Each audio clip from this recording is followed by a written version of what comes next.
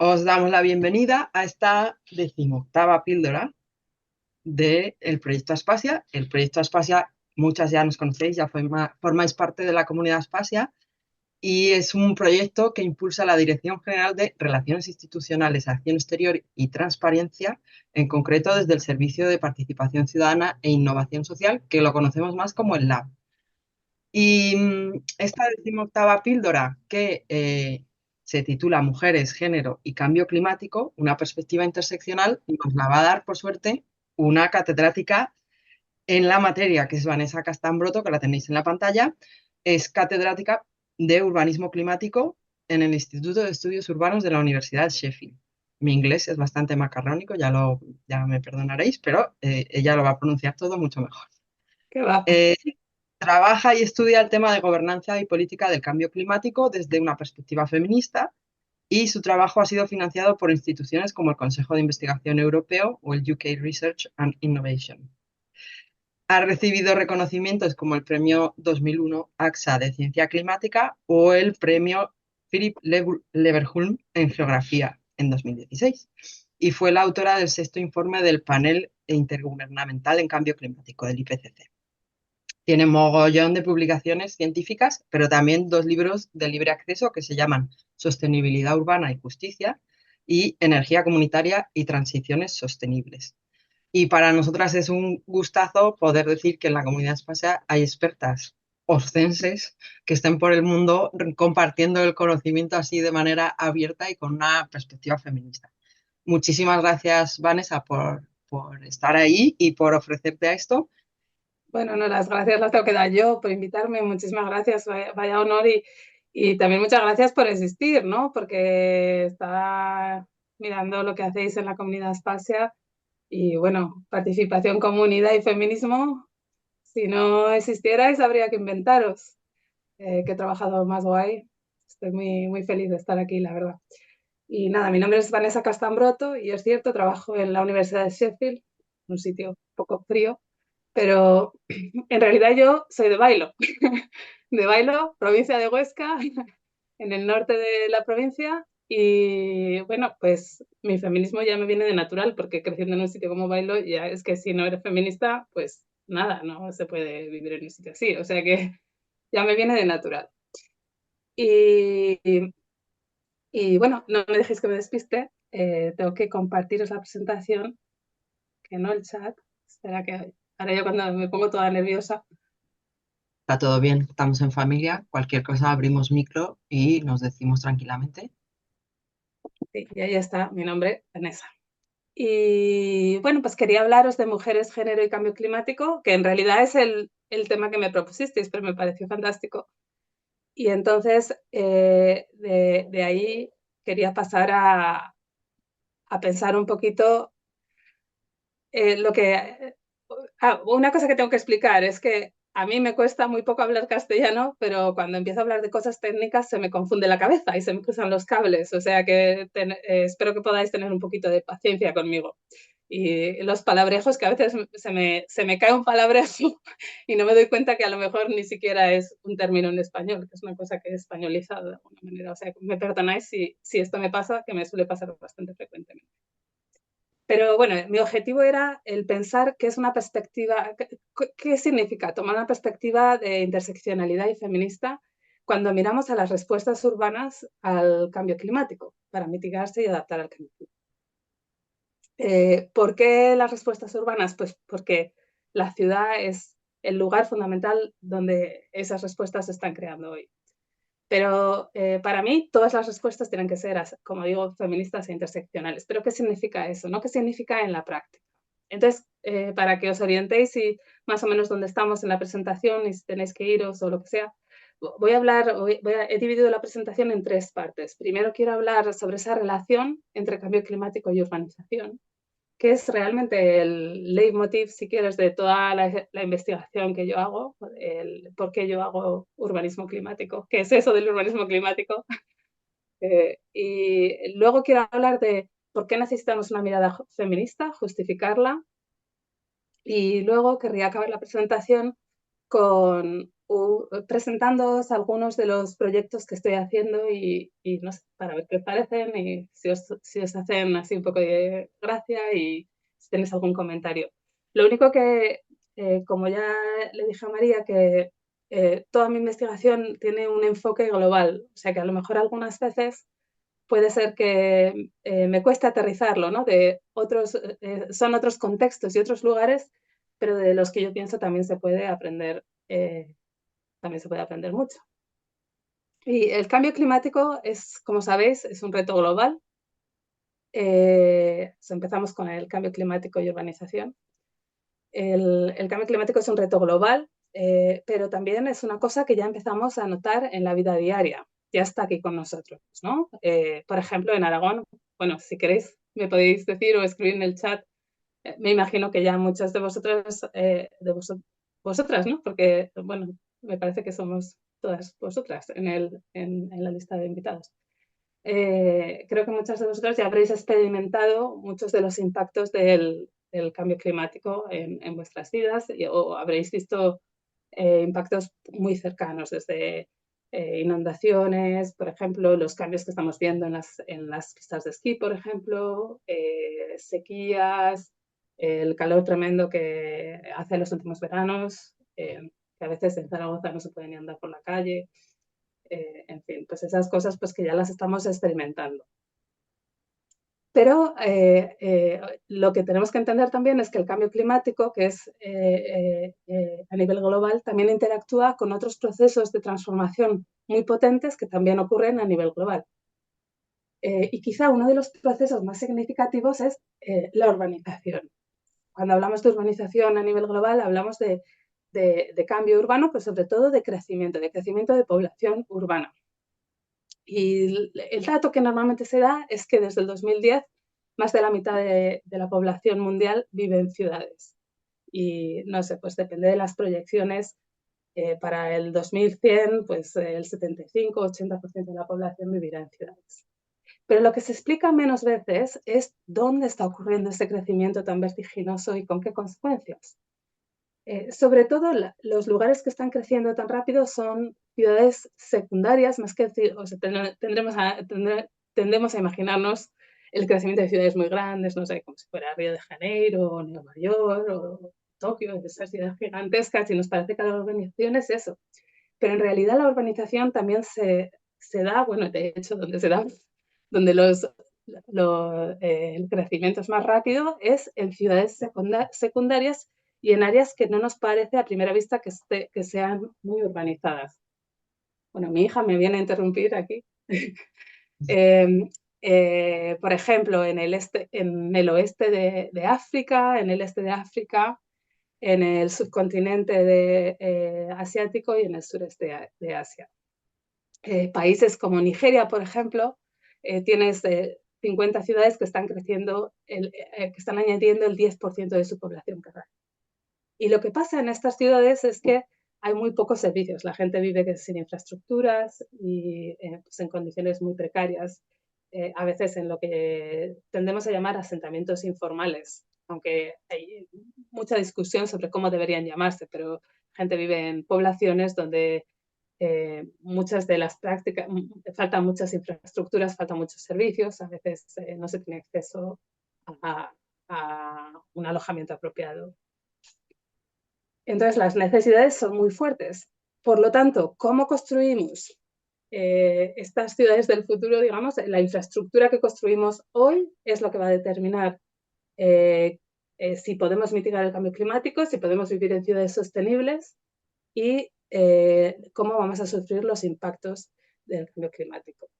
O sea, como veis, la relación entre el cambio climático y la urbanización es muy estrecha y, de hecho, en una discusión que tuve la semana pasada con, bueno, no era una discusión muy fuerte ni nada, pero alguien estaba diciendo, es que es más importante la urbanización o el cambio climático, ¿no? ¿Qué está transformando nuestras vidas más rápido? Y yo decía, bueno, pues los dos, porque en realidad es lo mismo. O sea, no se puede entender el cambio climático y sus impactos sin entender la urbanización. Entonces, esa relación entre el cambio en ciudad y el cambio climático es una cosa que me ha interesado a mí mucho.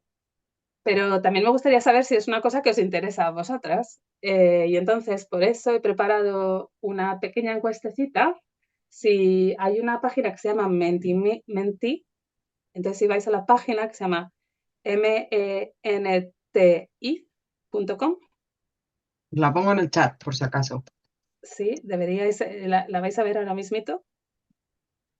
¿Lo veis? Si vais ahí que pone Menti. Lo que os recomendamos es que con el móvil entréis en el navegador que uséis habitualmente y pongáis ese menti.com y añadáis el código que está ahora mismo en la pantalla. 1187-3923. Y si tenéis un QR, pues está bien. Vale, pues ahí está vuestra primera pregunta, que os pregunto. Si pensamos en el cambio climático y la ciudad, todos estos cambios que os estaba comentando, ¿qué es lo más urgente que tenemos que hacer? ¿Qué hacemos primero? Necesitamos más tecnología, sobre todo en sectores como las infraestructuras, en el agua y la energía, ¿no? Por ejemplo, electrificación de todas nuestras ciudades, nuestros coches, nuestras casas. O necesitamos acciones sobre la demanda que faciliten cambios de estilo de vida y consumo sostenible. Necesitamos acciones rápidas y transformadoras que faciliten transiciones y cambios sociales radicales, o sea, un cambio muy fuerte en nuestra sociedad. O necesitamos tomarnos las cosas con calma para examinar la evidencia con precisión. Bueno, a ver, ¿alguien falta? ¿Estáis todas? ¿Ya habéis? Si alguien no puede por ahí, que avise.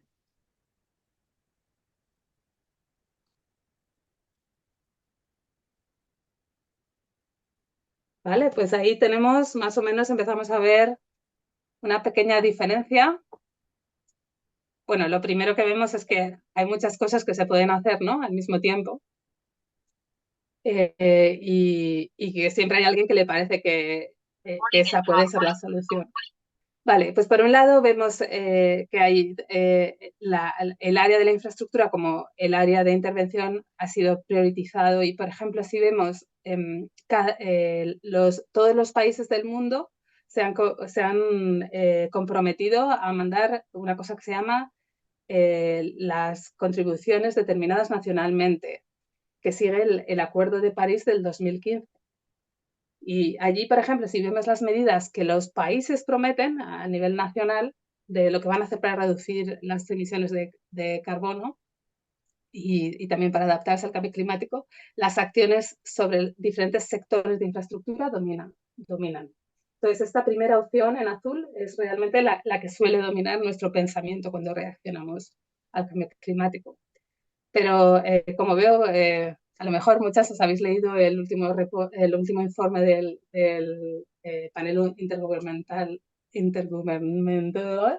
cambio Ujú. climático, como se diga eso, que por primera vez incluía un capítulo sobre medidas en la demanda, porque decía que, bueno, también lo que tenemos que cambiar es nuestro estilo de vida, quiénes somos, las maneras de consumir, y ese tipo de debate se va dirigiendo hacia un área por ejemplo, de pensar en qué es la prosperidad, pensar qué es el decrecimiento económico, si estamos con unos paradigmas económicos que son apropiados. Entonces, eso también es un área pues, muy importante. También hay otra área de acción, podría ser esta de el pensar lo que necesitamos es una reconfiguración de todos nuestros sistemas. O sea, la manera en que nos conectamos entre la vida social y la vida material, los ecosistemas y las personas, esas relaciones tienen que transformarse radicalmente. Y eso solo se puede hacer desde un movimiento radical social, ¿no? Hemos visto, por ejemplo, a muchos jóvenes manifestarse, como liderados, por ejemplo, por Greta Thunberg, os sonará, pero también hay otros líderes de muchos otros países, y realmente pidiendo acciones radicales y transformadoras que cambien nuestra sociedad. O sea, que tenemos que cambiar nuestra sociedad entera. No se puede simplemente añadir una infraestructura, o cambiar o hacer más reciclaje. No, hay que cambiar la sociedad entera. Y finalmente, pues también está pues, esta cuestión de tenemos que pararnos y pensar lo que tenemos que hacer. La realidad es que pararse no lo recomendaría, porque normalmente suele haber un sentimiento de urgencia, ¿no? Alrededor del cambio climático. Pero es verdad que cuando hacemos acciones para el cambio climático, esas acciones siempre tienen un impacto. Por ejemplo, cuando construimos parques solares no son intrínsecamente buenos, tienen muchos impactos y a lo mejor a alguien le están afectando. Y lo que ha pasado muchas veces es que en el nombre del cambio climático se toman acciones que tienen un impacto muy amplio. Entonces, hay también que recordarse que esta presión de la acción urgente tiene que estar compensada por una evaluación de a quién están impactando todas estas acciones y todos estos cambios que estamos haciendo por el cambio climático. Pero también me gustaría preguntaros esto, ¿quién debe liderar la acción climática en las ciudades? O sea, la primera es los gobiernos nacionales y os pongo quién debería liderar y una respuesta de por qué. O sea, los gobiernos sí, porque son los que se comprometen según el Acuerdo de París. Tiene que ser el gobierno nacional quien dé la acción y también quizá los que tienen la capacidad. O deberíamos estar pensando en el gobierno local o en los gobiernos regionales, como Aragón, porque las instituciones subnacionales son las que pueden liderar acciones en los lugares, acciones específicas que impacten los lugares donde se toma la acción. O ya es hora de que el sector privado tome el liderazgo. Han estado sentados ahí en el asiento de atrás y tienen los recursos, ¿no? Tienen el dinero para hacer acciones. O debería ser toda la población, toda la gente. Bueno, todo el mundo está de acuerdo que todo el mundo tiene que tomar acción. A ver cómo cambian los datos mientras lo vais haciendo. A lo mejor tenéis que refrescar para que salga la segunda slide, la segunda diapositiva.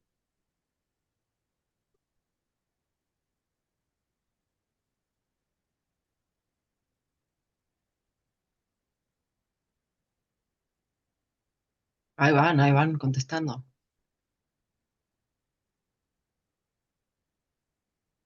Bueno, pues como más o menos estaba diciendo, en realidad la acción climática siempre se ha considerado un espacio de acción nacional y son realmente los gobiernos nacionales los que se comprometen en esto que llamamos cada año la COP, que suele pasar en noviembre, a finales de noviembre, donde representantes de todos los gobiernos, digamos, del mundo, van ahí y negocian cuáles van a ser los próximos pasos para responder al cambio climático. O sea que claramente tiene una responsabilidad, pero sí que es verdad que ahora que estamos pensando que es el momento de la acción, estos otros actores, especialmente los gobiernos locales, regionales, el sector privado y también puedes decir ONGs, asociaciones, comunidades y todo tipo de individuos empiezan a tener más papel. Y bueno, por ejemplo, si escuchamos las declaraciones de Antonio Guterres, que es el secretario general de las Naciones Unidas, él hizo esa frase tan graciosa, ¿no? de una película, bueno, necesitamos todo en todas partes y todo a la vez. O sea que realmente es un poquito de donde paramos. Dejadme que vuelva a la presentación.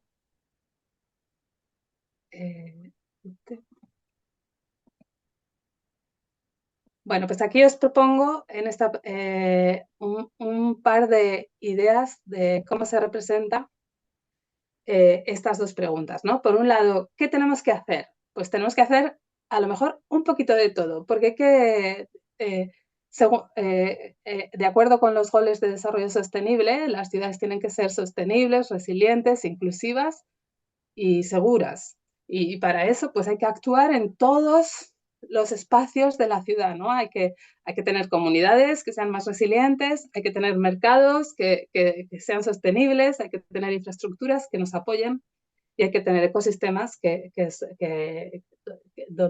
los que dependemos todos. Entonces, claro, hay todas estas formas de resiliencia que constituyen la ciudad. Cuando decimos qué respuesta, no, la innovación tecnológica sigue siendo importante, pero sí que es verdad pues, que hay todas estas otras respuestas que también tenemos que considerar. Y por otro lado, cuando empezamos a pensar quién tiene que actuar, pues empieza a haber una idea de coordinación, ¿no? De coordinación de acciones y de acciones que ocurren a varios niveles de acción simultáneamente, nacional, regional, local, y con la colaboración y la participación desde el último ciudadano hasta... Y particularmente es muy importante que ciudadanos en condiciones de vulnerabilidad o marginalidad pues tengan la oportunidad de participar en los procesos de decisión. Esto es una adaptación de un poco una de las ideas del panel intergubernamental del cambio climático, que son las vías o los caminos hacia el futuro resiliente.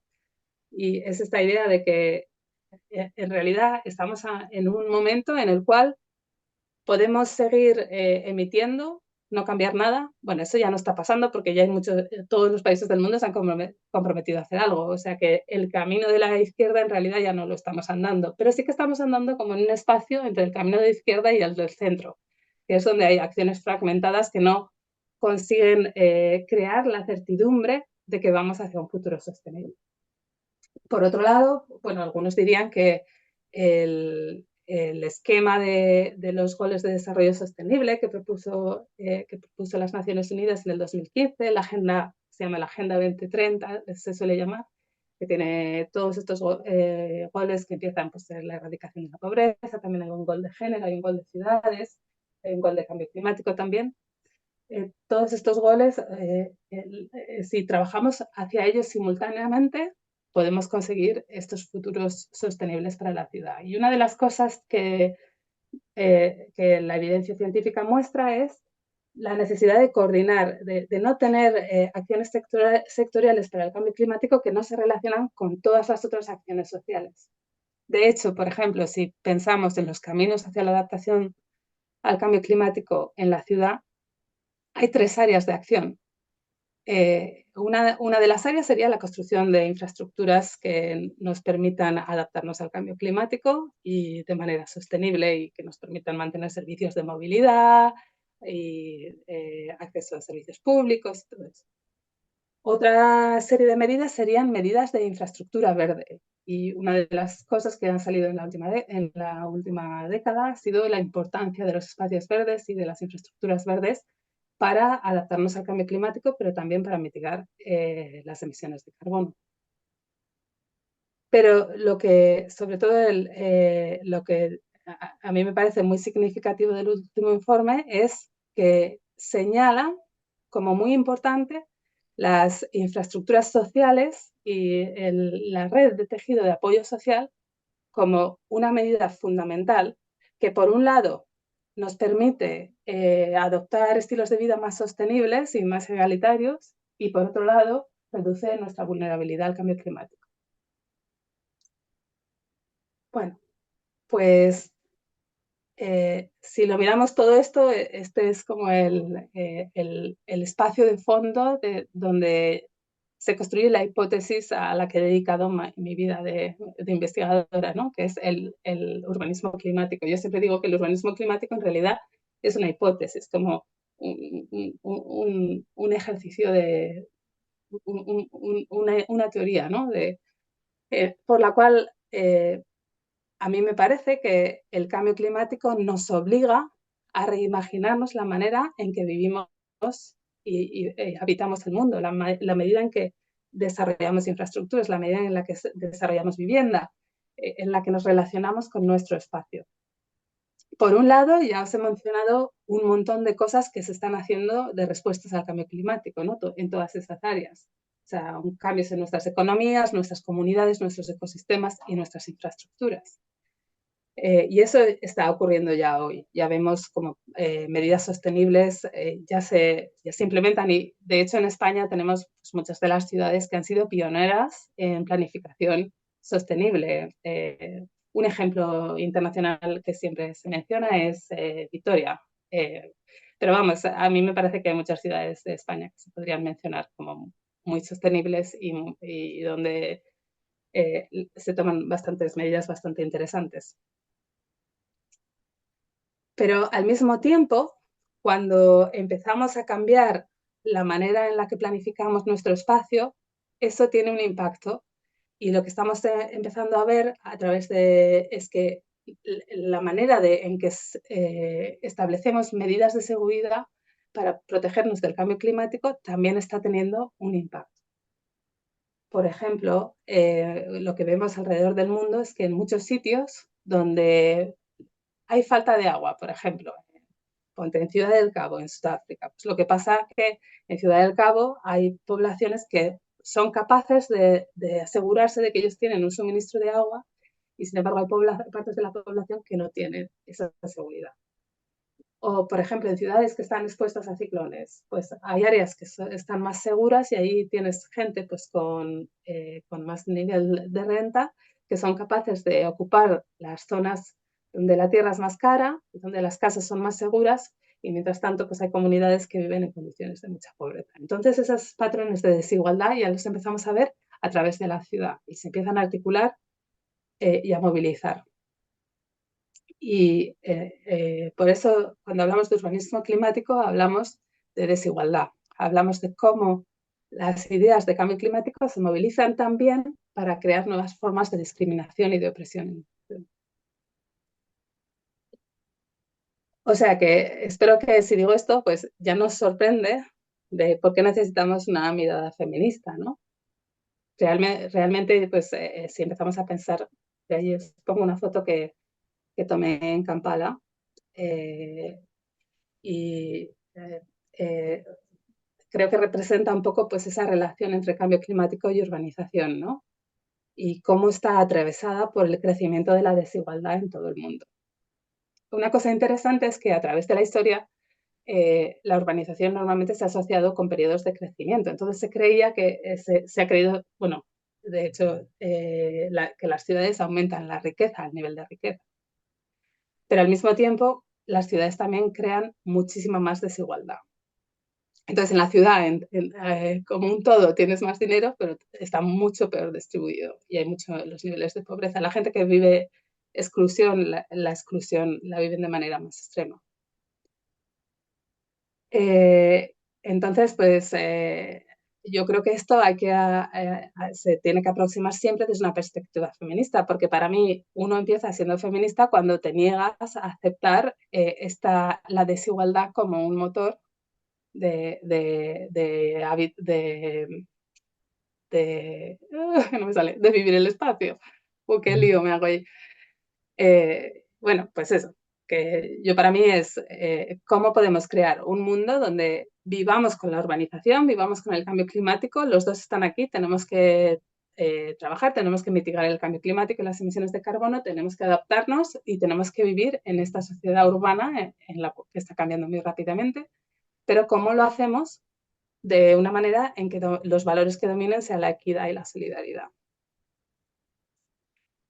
Y una de las cosas que nos ayuda mucho a pensar este problema desde una perspectiva feminista, para mí, es el concepto de vulnerabilidad, que es un concepto central para entender cómo los impactos del cambio climático nos afectan.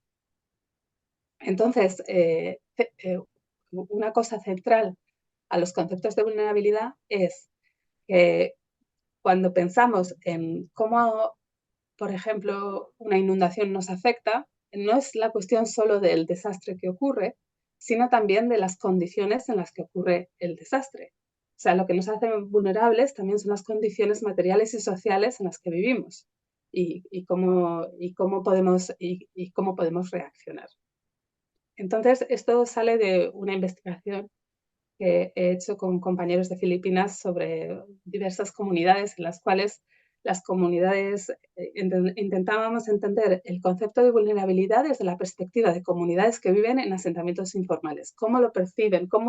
¿Qué experiencia tienen de esa vulnerabilidad? En ese caso, sobre todo, a las inundaciones causadas por ciclones. Y entonces, analizando cómo la gente habla de su vulnerabilidad al cambio climático, distinguimos 4 ejes, digamos, que condicionan la diferenciación de vulnerabilidades, que crean una desigualdad en la manera, en la vulnerabilidad que tenemos al cambio climático. O sea, tienes condiciones espaciales, por ejemplo, donde se localiza tu asentamiento, la cercanía a un río o la cercanía a áreas, a carreteras y a formas de comunicación.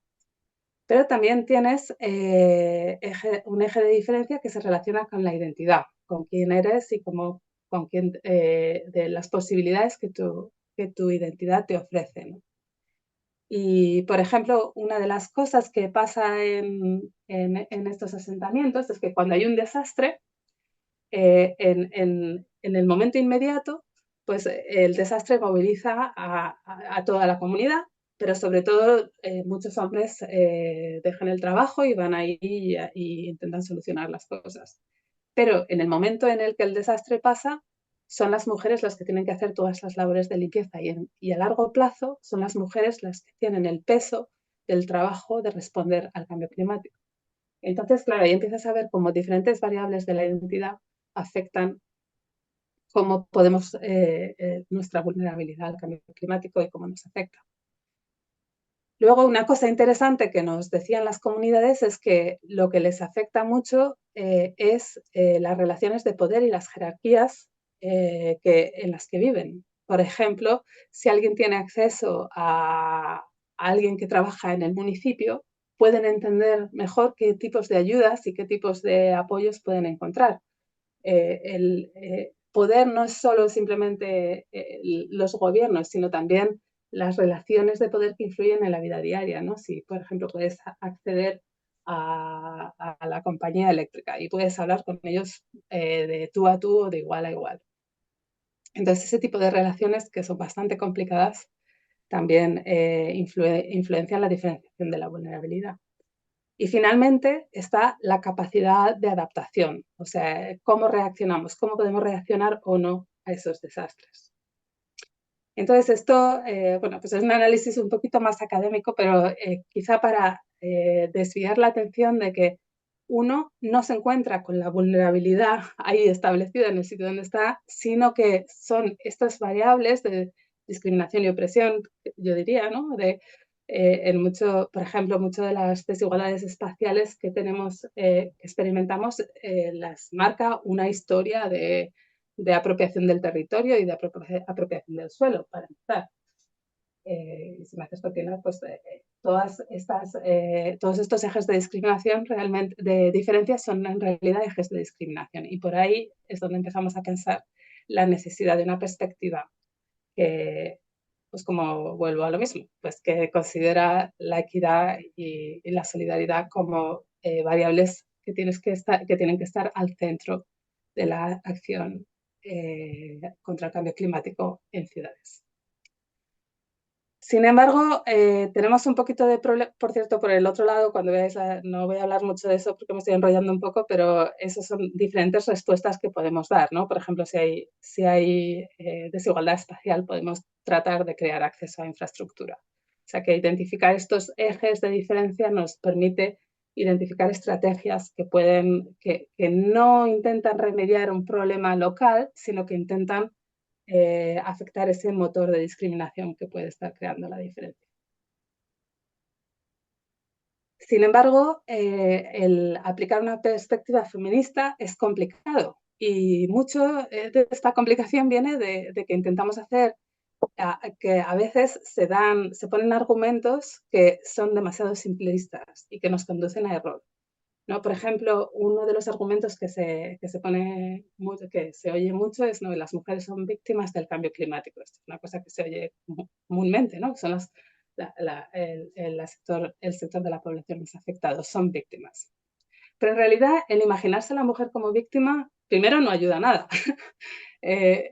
Segundo, si acaso crea error, porque la mujer no es una categoría unificada, ¿no? Si empezamos a mirar a la mujer a través de diferentes culturas e incluso en el mismo espacio, cada mujer tiene una experiencia diferente de estos impactos, unas capacidades diferentes, unas relaciones de poder diferentes, ¿no? Entonces, nos lleva a error pensar que podemos pensar de la experiencia de ser mujer como una experiencia que puede ser universalizada y homogeneizada. Y además, cuando hacemos algo homogéneo así, una categoría homogénea así, nos deshumaniza, porque es como que no tenemos una identidad dentro de esa categoría. Pero lo peor quizás sea que cuando representamos a las mujeres como víctimas, negamos su propio papel en la respuesta al cambio climático. Y lo cierto es que la mayoría de las mujeres o sea, vemos todo el rato constantemente mujeres como líderes de la respuesta al cambio climático. Entonces, esta representación pues, no es correcta y, sin embargo, tiende a ser, cuando hablamos, por ejemplo, yo digo, hablo de igualdad de género e inclusión social, y entonces todo el mundo asume que lo que hago es intentar pensar cómo voy a empoderar a las mujeres que pobres están ahí victimizadas, y no sé qué. Pero en realidad no es eso. En realidad, lo que se trata es de mover el núcleo de atención a las relaciones sociales que nos afectan y cómo nos afectan. Y entendiendo las relaciones de género como una de las relaciones fundamentales que desde que crecemos pues nos está afectando cómo somos y quiénes somos, y que por lo tanto pues tiene un papel fundamental en determinar pues el espacio donde vivimos, la identidad que tenemos, las relaciones de poder que influyen en nuestras vidas y la capacidad de adaptación o la capacidad de respuesta que podamos tener. Bueno, pues una vez que movemos esto al nivel de las relaciones, no es solamente las relaciones de género, también hay otra serie de relaciones que tienen que afectar nuestra vida social, ¿no? Y sobre todo, la perspectiva interseccional es una perspectiva que emergió en debates que feministas negras de los Estados Unidos estaban viviendo sobre todo durante los años 80 y a principios de los 90. Y siempre creo que es bastante importante referir a la historia del concepto, ¿no? Y intentar explicar de dónde viene. Pero a mí me gusta mucho esta idea de la otra pregunta, que es una de las feministas que impulsó el concepto de interseccionalidad a principios de los 90, Mari Matsuda. Y en un artículo Mari Matsuda escribía: lo que tenemos que hacer es hacer esa otra pregunta. O sea, por ejemplo, cuando vemos una cosa que es racista, preguntamos, ¿dónde está el patriarcado en esto? Cuando vemos algo que parece sexista, preguntamos, ¿dónde está el heterosexismo en esto? Preguntamos, ¿dónde están los intereses de clase en esto? En mi traducción horrible, perdón.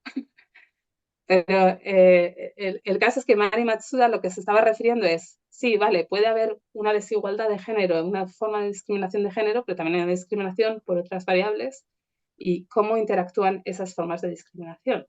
Que en ese momento para el debate era la sagrada trinidad del género, el racismo y la clase. Pero ahora hoy sabemos que no puede ser solo eso, que hay un montón de factores de diferenciación. O sea, ahora, por ejemplo, tenemos los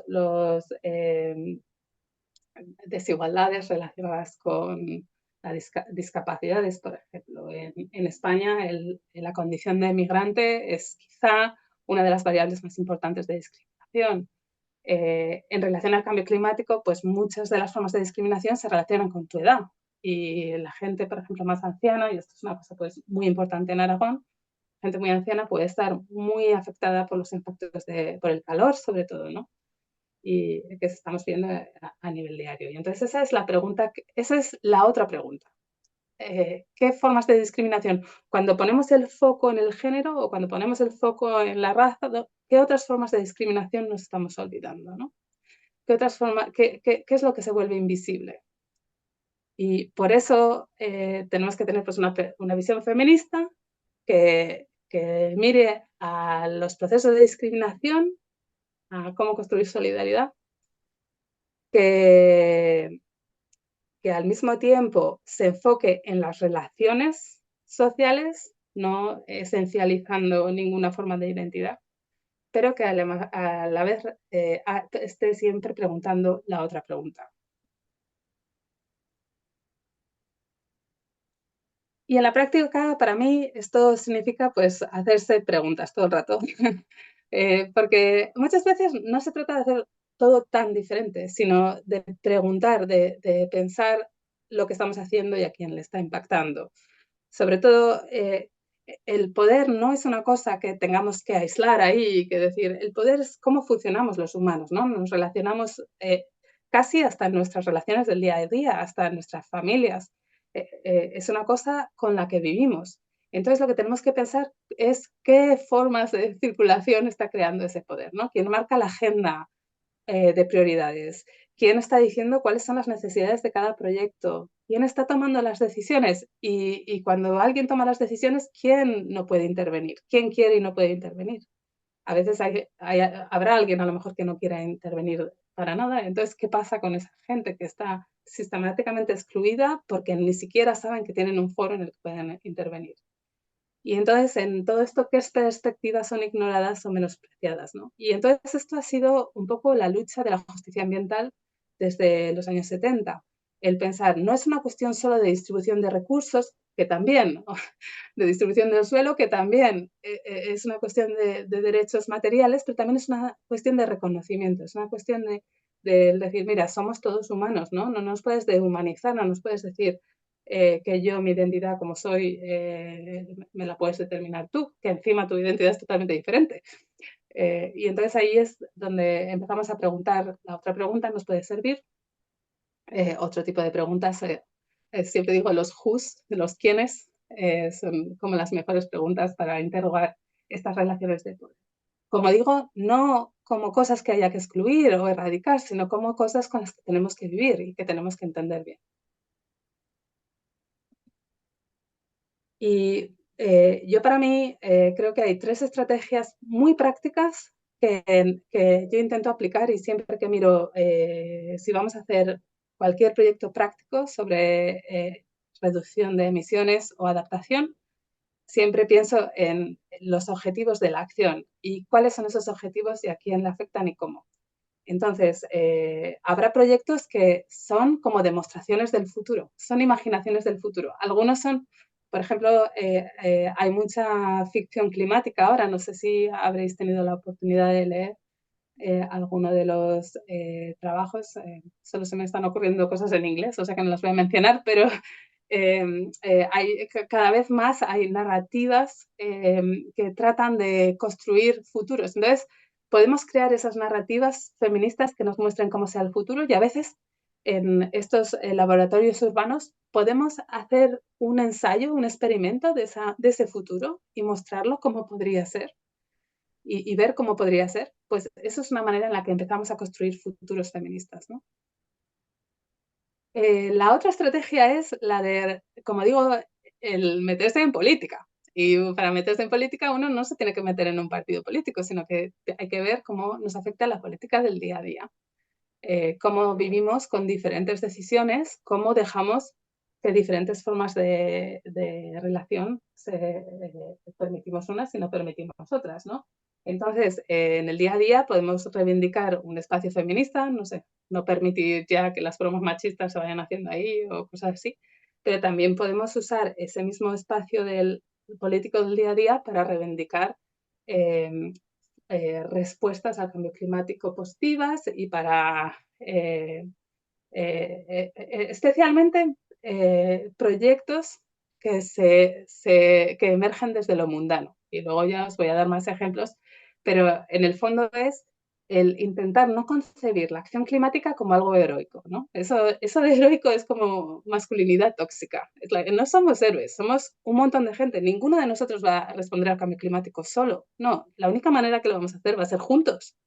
Entonces, la cuestión es cómo empezamos a construir ese futuro juntos, ¿no? Desde lo mundano, desde el día a día, desde lo que importa, desde nuestras vidas, no desde otras vidas que nos imaginemos, desde las nuestras.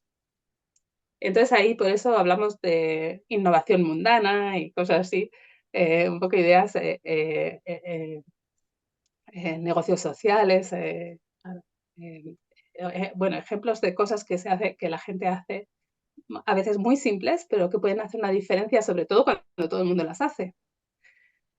Y por último, la cuestión feminista para mí siempre ha sido una cuestión relacionada con el conocimiento. ¿Qué conocimiento? Porque una de las cosas, uno de los problemas feministas ha sido la imposición de formas de conocimiento, pues eso, masculinistas y tóxicos y tecnificados y que a lo mejor no se relacionan con nuestras experiencias y nuestras emociones. Y bueno, pues ahora es un momento en el cual lo podemos rechazar. No se trata de decir, no vamos a mirar a la tecnología, pero sí explicar las limitaciones y hasta dónde nos lleva. Y sobre todo es la cuestión de diversificación del conocimiento y de la importancia del conocimiento local. Y bueno, sí, por ejemplo, empezamos a mirar muchas de las cosas que se hacen en nuestros montes y pues ya empezamos a ver que el conocimiento local es que es fundamental para manejar el monte, para manejar para empezar a relacionarnos con la naturaleza, con el agua, con los recursos. Bueno, y eso es una cosa pues que todos entendemos intuitivamente, pero que cuando luego vamos o sea, si yo digo esto, a todos os va a parecer esto es de perogrullo, pero luego vamos a los planes y en los planes hay como unas historias ahí un poco más complicadas. Pero ya se empieza a adaptar los planes de adaptación sobre todo y cada vez más los de mitigación ya empiezan a entender pues que hay que coger todo ese conocimiento local y usarlo para desarrollar respuestas que salgan desde ahí, desde lo local. Bueno, pues dejadme daros unos ejemplos y ya veo que he hablado un montón de rato, lo siento mucho, me enrollo mucho, pero bueno, allá van mis 3 ejemplos, a ver qué os parecen. Son 3 proyectos pues, que estoy haciendo ahora, a los que les dedico mi atención. Uno es en Brasil, en Belo Horizonte, y otro es en Malawi. Bueno, es en realidad en Etiopía, Malawi y Mozambique, pero la historia de hoy os la voy a contar es sobre Malawi en particular. Y el otro es sobre Filipinas, que ya lo he mencionado brevemente. El proyecto CSET se llama Community Energy and Sustainable Energy Transitions in Ethiopia, Malawi y Mozambique. Es un proyecto en el cual dijimos, bueno, yo estaba estudiando todos los paisajes de energía urbana, cómo cambiaban las ciudades, y entonces dije, hay muy pocas respuestas positivas, ¿no? a la transición energética. Casi todas las respuestas son estos macroparques solares y todo eso, ¿no? Y entonces dije, la respuesta que me parecía muy positiva siempre era la energía en comunidad. Y esto, desde que empezamos este proyecto, está ya como muy extendido, porque en la Comunidad Europea pues da muchas ayudas. En España creo que es un país un poquito pionero en la energía en comunidad, o las comunidades energéticas. Y bueno, pero en este caso, pues queríamos ver el impacto que tenía, quizá lo que no se entendía que tú puedes tener todos estos ejemplos de energía comunitaria, que por cierto es cuando una comunidad toma control de los servicios de energía, a veces generando la energía con una pequeña microgrid, o otras veces pueden ser proyectos en los cuales la comunidad crea un programa de electrificación o de alumbrado público. O sea, son de diferentes características. A veces son un edificio, una comunidad de vecinos, otras veces son comunidades más definidas como cooperativas o definidas más de otras formas. Y entonces, lo que no se había demostrado cuando empezamos este proyecto era la relación entre la energía en comunidad o las comunidades energéticas y la posibilidad de crear una transformación absoluta del sistema energético, porque se consideraba más que nada que estos proyectos son proyectos como, bueno, qué bonito, ¿no? Un proyecto ejemplo ahí, pero que no van a crear una transformación, porque el sistema centralizado de energía va a seguir dominando la manera en que pensamos la energía. Y entonces fuimos a mirar esto porque tengo muchos compañeros que son de estos países, de Etiopía, Malawi y Mozambique, y ellos me decían, sobre todo mis compañeros de Malawi, me decían, es que tenemos un montón de proyectos, tenemos un montón de proyectos de energía comunitaria en los cuales están como floreciendo y sin embargo no crean esa transformación. Malawi sigue siendo un país donde solo el 5% de la gente tiene acceso a la electricidad. O sea, eso es una pena. Entonces, claro, el tener esta posibilidad de quizá construir una microgrid, por pequeña que sea, le da a la gente pues, unas oportunidades fantásticas. Y entonces, un poco lo que hicimos en este proyecto pues, fue justamente mirar a estos proyectos, mirar sobre todo si creaban exclusiones en las mismas comunidades, si la gente tendía a participar en estos proyectos o no. Y un poquito lo que vemos es que en comparación con proyectos estos grandes, los proyectos de energía comunitaria tienden a crear más inclusión y tienden a facilitar el acceso de sectores más marginados de la población o de sectores con menos, tienden a favorecer a aquellos pues, que no tienen acceso a la electricidad de otra forma. Y, sin embargo, una de las cosas que observamos durante este proyecto en los 2 primeros años es que la proliferación de proyectos de energía comunitaria pues, tiende a crear muchas compañías sociales o cooperativas que manejan estos proyectos, pero en muchas de estas, todas estas cooperativas tienden a estar manejadas por hombres. Tiende a haber una brecha de género muy fuerte, quizá no tanto incluso en funciones administrativas o incluso a lo mejor en liderazgo la diferencia no es tan grande, puede ser 30-70 o 40-60, pero sobre todo en técnicos la diferencia es enorme. Básicamente no hay ingenieras que puedan venir a estos proyectos. Y en Malawi en particular, mis compañeros de la Universidad de Msusu estaban un poquito como, no sé, como que no lo entendían muy bien porque decían, hay ingenieras, o sea, en la universidad nosotros formamos a ingenieras, pero estas ingenieras no acceden al mercado laboral de las renovables y no se incorporan, digamos, como técnicas en estos proyectos. Y entonces, pues una de las cosas que hemos hecho dentro de este proyecto, como uno de los, saliendo de la investigación, es crear un programa de educación, de acción positiva, digamos, para intentar compensar esta brecha de género, que por cierto también hemos observado en Etiopía y en Mozambique, y nuestros compañeros de Etiopía y Mozambique han desarrollado estos programas similares en sus países. Y entonces lo que hacemos es, pues cada año seleccionamos entre 24, creo que eran 24 ingenieras para un programa de aceleración, es varias semanas, en los cuales es todo práctico, la instalación, o sea, todo el desarrollar habilidades para instalar un proyecto de paneles solares y crear esa experiencia, ¿no? Para que puedan dar el salto al sector y cambiar el sector. Y esperar pues que este tipo de programas pues que en unos cuantos años ya no sean necesarios, porque sea muy normal para las mujeres ingenieras también trabajar en el sector renovable. Y bueno, pues una de las cosas que estamos intentando entender es los factores, los ejes de discriminación pues, que están generando esta brecha, porque realmente no lo entendemos. Y pues ahora en el último curso que hicimos en mayo hemos intentado hacer una evaluación, pero no está muy claro realmente todavía. Yo creo que hace falta más investigación. Estamos esperando a ver si nos dan más financiamiento y vamos a mover el proyecto con todo el equipo de investigar la energía en comunidad, que yo creo que ya está demostrado pues, que puede tener un papel muy importante en la transición energética y sobre todo en ganar equidad de género y facilitar la inclusión social, a intentar pensar dónde están estas brechas de género en particular y cómo podemos actuar para que desaparezcan. Bueno, y ahí tenéis la frase de Cristina. Lo siento, no me atreví a traducirla, pero vamos, sí, eso ya, tenemos, mis compañeros de Malawi hicieron varias de estas fichas, son bastante bonitas.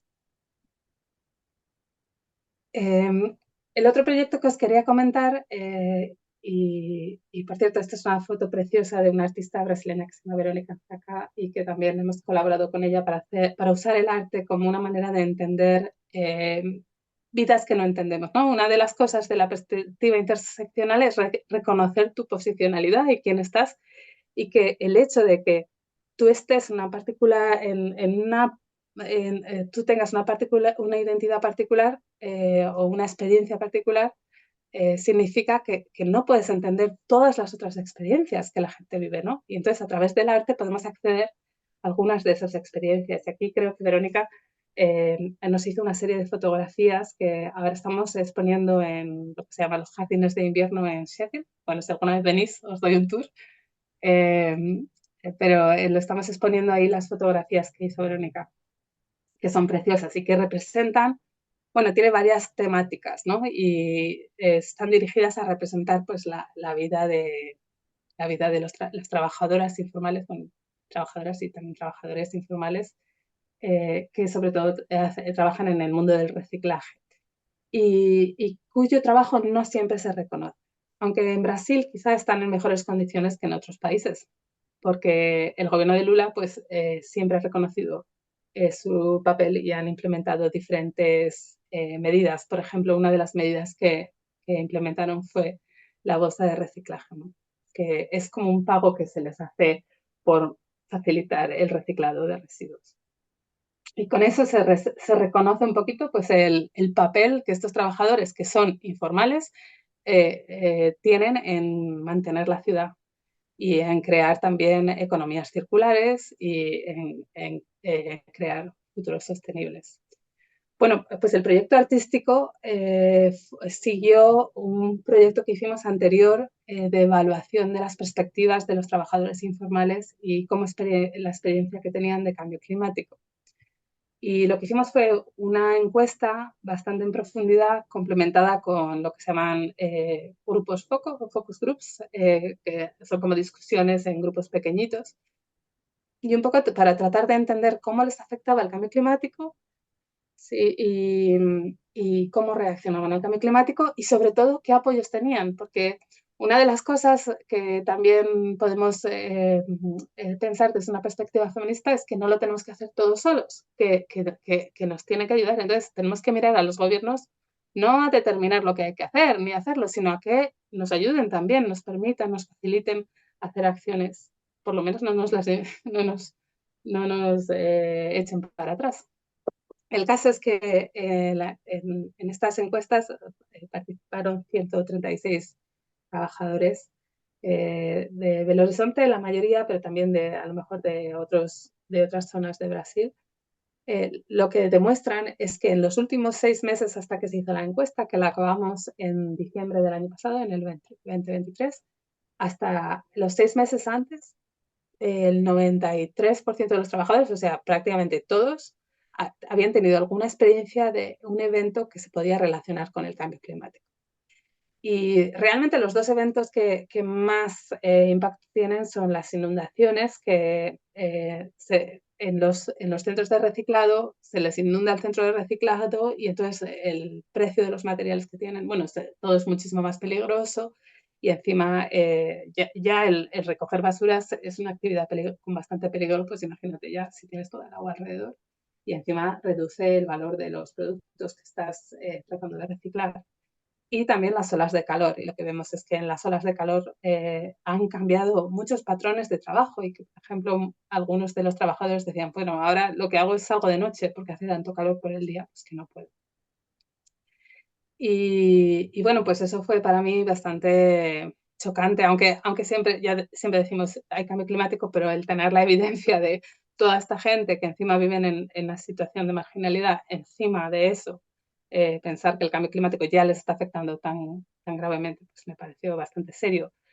Y la nota de optimismo pues la ponen ellos y ellas que han desarrollado bastantes acciones, lo que decíamos antes, de mundanas, ¿no? Del día a día, la política del día a día, pues han encontrado maneras de las cuales reorganizarse, incluso con algunos pequeños apoyos.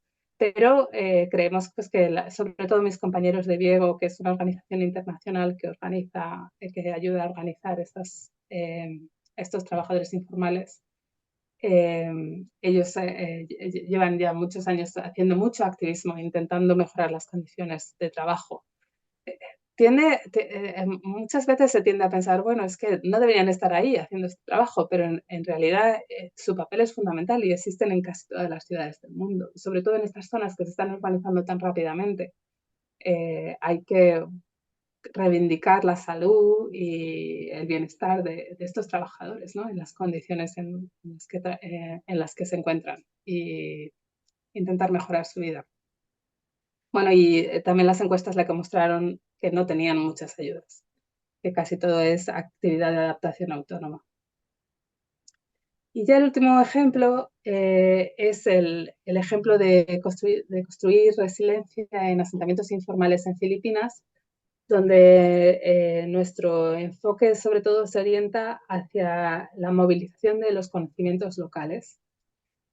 Y bueno, pues la idea de que si miras bien en estos asentamientos informales, se ve mucha belleza, ¿no? En la manera en la que vive la gente, muchas maneras en las cuales construyen espacios bonitos y bellos y también sostenibles. Y algunos de esos ejemplos, pues a veces son muy sencillos, ¿no? De el empezar a intentar mirar cómo construimos un espacio verde en un sitio donde no hay espacio. Y encima una de las cosas muy interesantes de los asentamientos informales es que tienden a tener unas densidades brutales.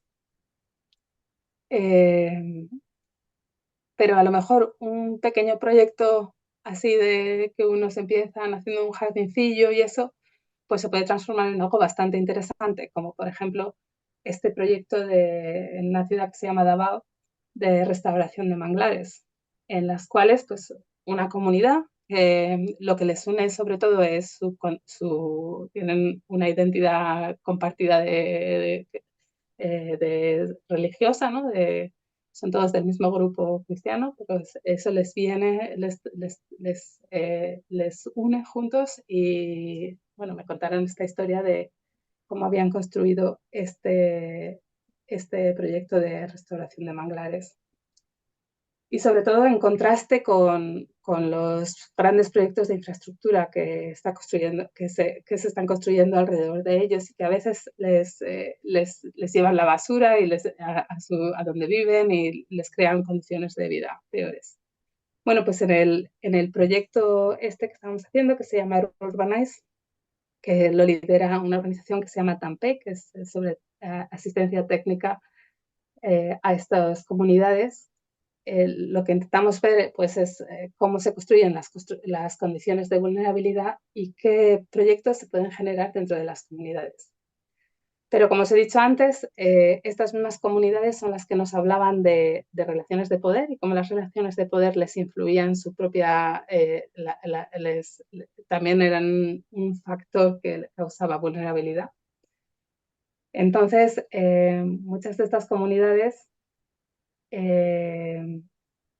o sea, una de las cosas que estamos intentando estudiar es qué políticas, qué organizaciones les influyen, ¿no? Y pueden crear una diferencia y pueden facilitarles el trabajo y pueden facilitar pues, que se creen estas formas, estas, digamos, experiencias locales y mundanas se puedan volver, ya estoy muy cansada, es que hablo más de una hora. Bueno, en fin, espero que me hayáis entendido, ya no sé ni lo que digo, pero ya me quedo ahí y no os digo más que gracias. Y bueno, pues esos tres ejemplos, los tres ejemplos están muy inspirados por esta visión feminista. Como veis, no es simplemente el mirar el género y desde luego no esa noción de mujeres como víctimas, sino de mirar a las relaciones sociales y las relaciones de poder y a buscar formas de construir solidaridad. Y eso, pensar pues que ninguno de nosotros va a ser el héroe que responda al cambio climático, sino que el cambio climático es una cosa que tenemos que responder todos y tenemos que vivirlo todos y juntos. Gracias.